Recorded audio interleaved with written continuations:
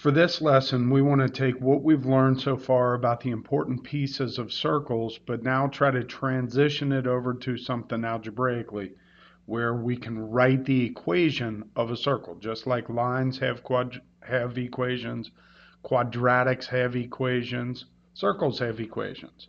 So this is known as standard form of a circle. And our focus needs to be right here on this equation.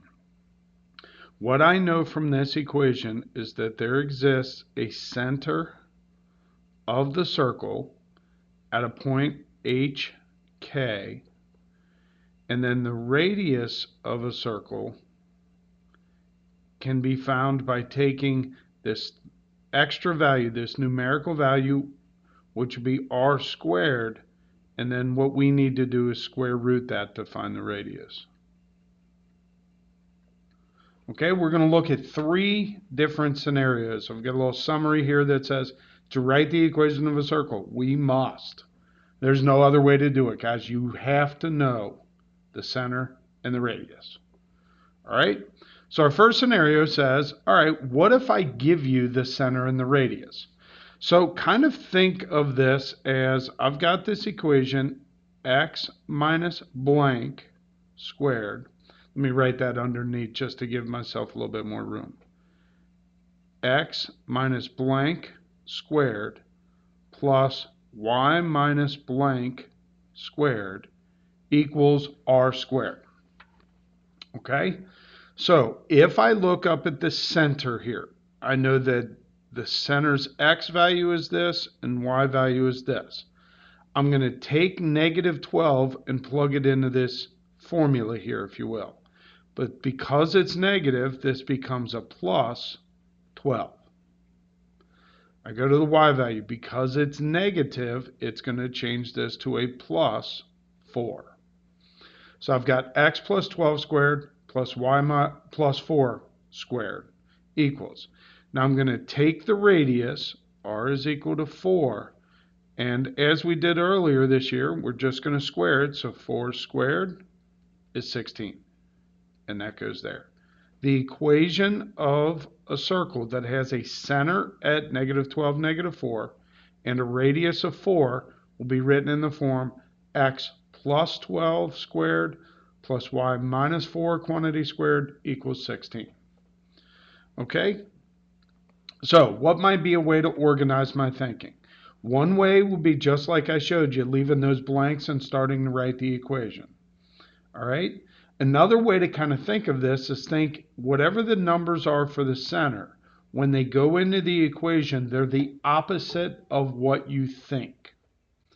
And then no matter what, over here, we want to go r is equal to 6, therefore r squared is equal to 6 squared, or 36. So let's try a combination of that. I'm going to start with my x. I go up to the equation, I see a 0. So I have x minus 0 squared. Why did I write minus? Because the symbol up there was neither positive nor negative. It's 0.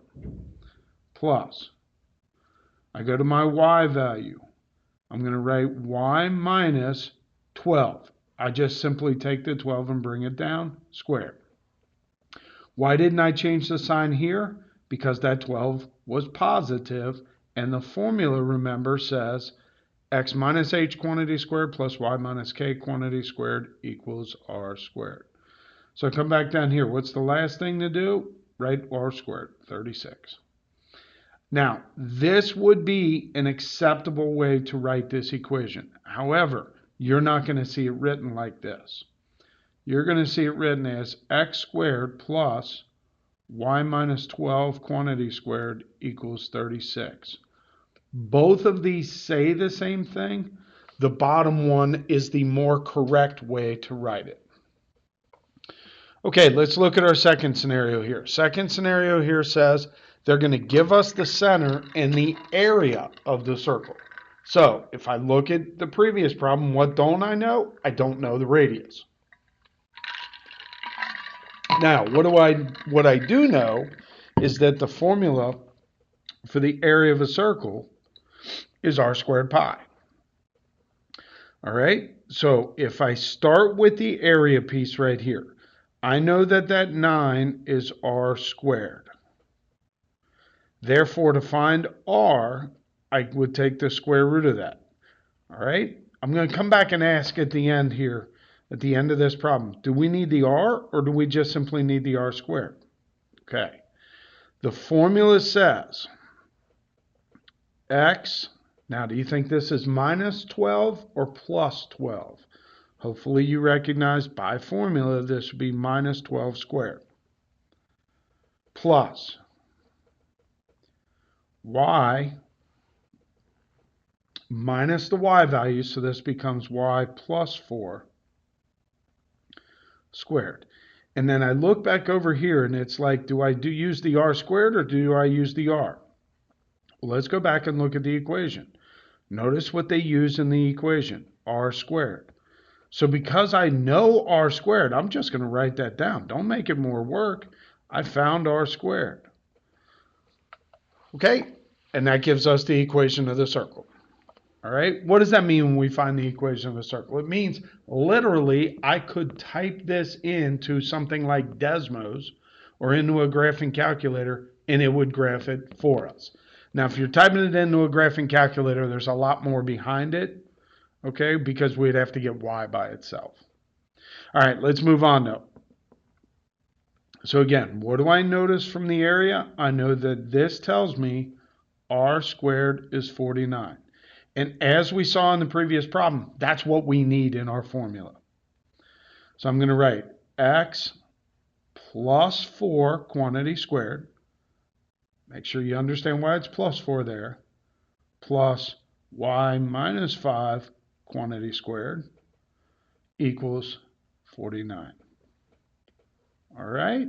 Hopefully you guys are seeing the simplicity of this. This is not difficult. All right, last scenario here. What if they give me the circumference? So I see down here they're going to give me the center still, but now they're going to give me the circumference. What I need to do is recall that circumference is d pi. All right, so for example, what is this telling me right here? I know I have a diameter of 6. Now, the diameter is not at all what we need in standard form of a circle.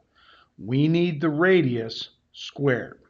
So the first thing I want to do is say that the radius is the diameter divided by 2, which would make that 3. And then r squared would be 9. 9 is the value I'm going to substitute in. All right, so let's see here. By now, we should be getting good at this. X minus 9 squared plus y plus 14 squared equals 9. And that's the equation of this first example. All right, second example. Again, they tell me circumference, that 18 is the diameter. If the diameter is 18, the radius is 9, and 9 squared gives me 81. Okay, so I've got x plus 6 quantity squared plus y minus 5 quantity squared is equal to 81. That's the equation. Go ahead and complete the worksheet that goes along with today's lesson.